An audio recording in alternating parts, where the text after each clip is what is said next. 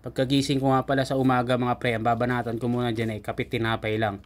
Pagkatapos ko nga yan magkape at tinapay mga pre, sasabayan ko na ng ligo at toothbrush yan.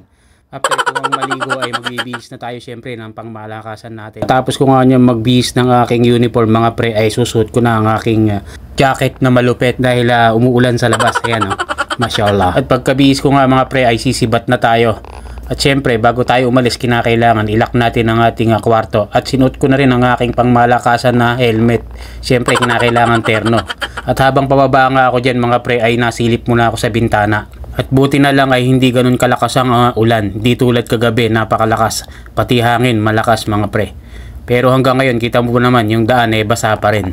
Kaya eto, dali-dali na akong bumaba. At shoutout ko lang muna ang lahat ng nag-comment sa aking last vlog. Especially si Mama Lani Iglesia from Kuwait at si Boss Abraham Angulo.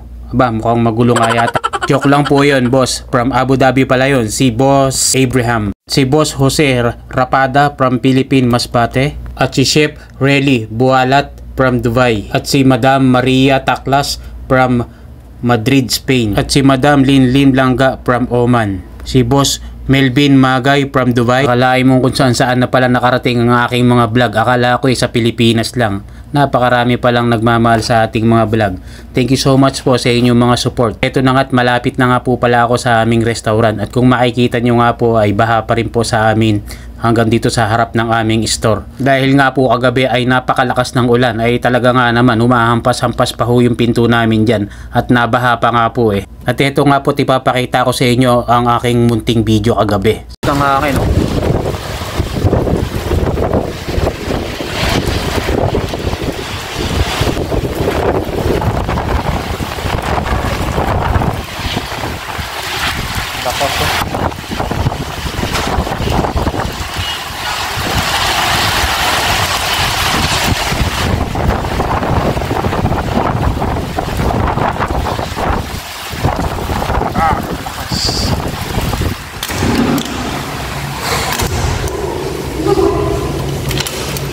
At kung makikita nyo nga po kahit sinarado ko na yung pinto kagabi, napakalakas pa rin ho ng hangin. At meron nga kaming naging dalawang customer kahapon ay dali-dali silang pumasok sa amin sa restaurant dahil sa lakas ng ulan.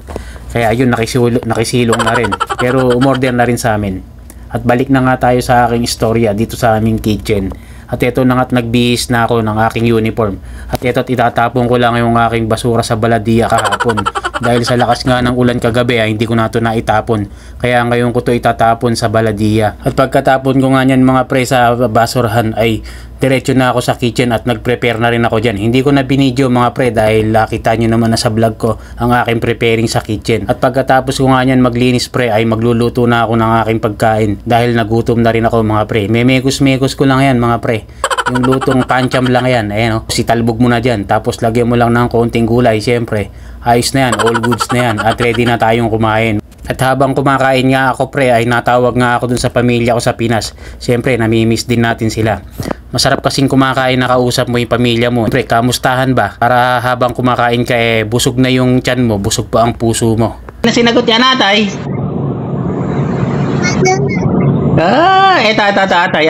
Atay. Ha?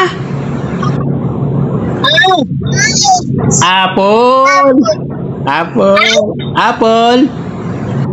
Okay. Kumain ka na ba anak? Iyan?